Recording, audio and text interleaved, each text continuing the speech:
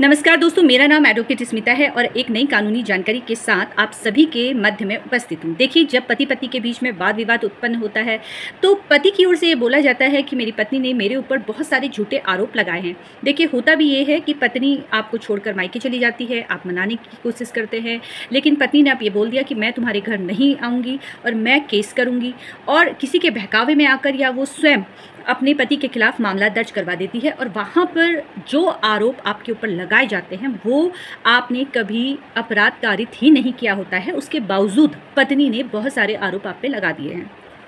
बहुत सारी ऐसी बातें उनके द्वारा लिखी गई हैं जो आपने कभी की ही नहीं हैं। जैसे कि अधिकतर महिलाएं लिखती हैं कि मेरे पति शराब पी के ड्रिंक करके घर पे आते हैं, मेरे साथ मारपीट करती हैं और उनकी ये रोज़ाना की आदत है। रोज़ाना विवाह के तुरंत बाद पति ने ड्रिंक की, दोस्तों के संग बैठते थे, घर आते थे, मेरे साथ मानसिक हिंसा होती थी, शारीरिक हिंसा होती थी, मेरे ऊपर उनके द्वारा हाथ उठाया जाता है। इस तरह से भी महिलाएं आरोप लगा देती हैं कि इनका नेचर है ड्रिंक करने का। दारू पीते हैं, घर पे आते हैं, बच्चों के साथ मारपीट करते हैं, मेरे साथ मारपीट करते हैं और मेरे साथ मानसिक और शारीरिक हिंसा होती है। अधिकतर महिलाओं के द्वारा ये पॉइंट लिखाया जाता है, जबकि पति जो है वो कभी ड्रिंक करता ही नहीं है, या कभी वो करता है तो कोई ऐसा कोई गेट टुगेदर है या कोई फैमिली फंक्शन है, वहाँ पर बैठ के वो ड्रिंक करता है। लेकिन इस बात को बड़ा चढ़ाकर प्रस्तुत की जाती है न्यायालय में, क्योंकि पत्नी को ये साबित करना होता है कि पति हाथापाई करता है, रात के समय आता है, अपने दोस्तों के साथ बैठता है, ड्रिंक करता है, घर आता है, मेरे ऊपर हाथ उठाता है, बच्चों को मारता है। इस तरह से महिला ने आपके खिलाफ मामला दर्ज करवाया है, साथ में और अन्य आरोप भी लगाए हैं। देखिए, अगर इस तरह से आरोप आपकी पत्नी ने भी आप पर लगाया है, जहाँ पर उसने जिक्र किया है ड्रिंक करके आपको मारने का, कि आप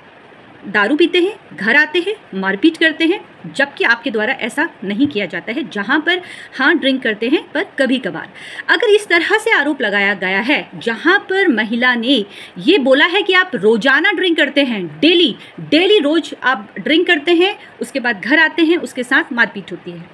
तो यहाँ पर एक बात आप अगर साबित कर देते हैं कि आप रोज़ाना ड्रिंक नहीं करते हैं या कभी ड्रिंक होती है तो कभी इस तरह से आपके द्वारा अपराध कारित नहीं किया जाता है, जहां पर आप उनके साथ मारपीट हो रही है या कोई गाली गलौज आप उनके साथ कर रहे हैं। अगर महिला ने इस तरह से लिखाया है जहां पर वो रोजाना शब्द को लिखाई है, यानी कि डेली शब्द लिखाई है कि डेली मारपीट हो रही है, उसके साथ डेली हिंसा हो रही है, तो इस पॉइंट को आप अपने वकील साहब के सामने रख सकते हैं और वहाँ पर आपका केस थोड़ा मजबूत हो सकता है। जहाँ पर महिलाओं के द्वारा ये गलती की जाती है, क्योंकि महिलाएं हमेशा इस तरह से लिखाती हैं कि उनके ऊपर इतना अत्याचार हुआ है, इस तरह से अत्याचार हुआ है कि अब उस घर पे वो रह नहीं सकती थी, इसलिए उन्होंने मजबूरी में जाकर अपने मायके का घर चुना। मजबूरी में इस इंसान को उसने छोड़कर वो अपने मायके में रहने को मजबूर हो गई, क्योंकि पति रोजाना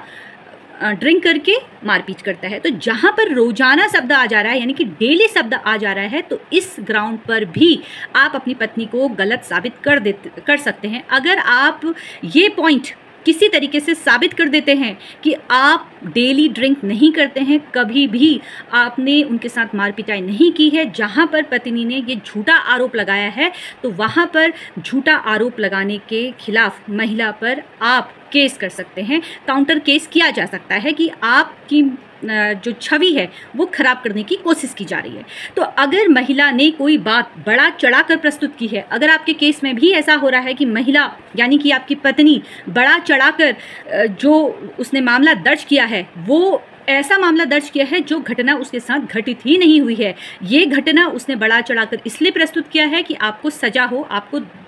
दिक्कत हो, आपको दुख हो, आपको तकलीफ हो, तो यहाँ पर ऐसे पॉइंट को भी आप अदालत में लेके आ सकते हैं। बहुत सारे पतियों से जब बात होती है, जब पुरुष वर्ग से बात होती है, तो वो मुझसे अधिकतर यही कहते हैं कि मैडम हमारी पत्नी ने तो हमारे ऊपर इतने झूठे आरोप लगा दिए हैं कि हम सोच भी नहीं सकते थे कि हमारी पत्नी हमारे साथ ऐसा कर सकती है, कभी हमने उन पर हाथ तक नहीं उठाया, और जहाँ पर उन्होंने FIR पे लिखाया है कि मेरे साथ मारपीट होती है, रोजाना मारपीट मेरे साथ की जा रही है, बच्चों को तकलीफ दे रहे हैं, खर्चा नहीं दे रहे हैं, जबकि मेरे द्वारा उनको पैसा भी दिया जाता है। हाँ, मैं पैसा ऑनलाइन ट्रांसफ़र नहीं कर रहा हूँ, लेकिन उनके हाथ पे हर महीने मैं पैसा देता हूँ, लेकिन उसके बावजूद महिला ये बोलती है कि घर का खर्चा नहीं देते हैं, मेरे साथ मारपीट होती है। तो ये सारी चीज़ें भी आपको अदालत के सामने लानी होगी, जहां पर आपके द्वारा हाथ नहीं उठाया जा रहा है। क्या आपकी पत्नी के पास कोई ऐसा मेडिकल है? क्या उनके साथ कोई ऐसी घटना घटित हुई है? अगर इस तरह की चीज़ें वो न्यायालय में प्रस्तुत नहीं करती हैं तो वहाँ पर आपका केस काफ़ी हद तक मजबूत होता है। इसलिए छोटी छोटी चीज़ों को आपको देखना है अपने केस पर। हर एक वो लाइन आप पढ़िए जो पत्नी के द्वारा लिखी गई है,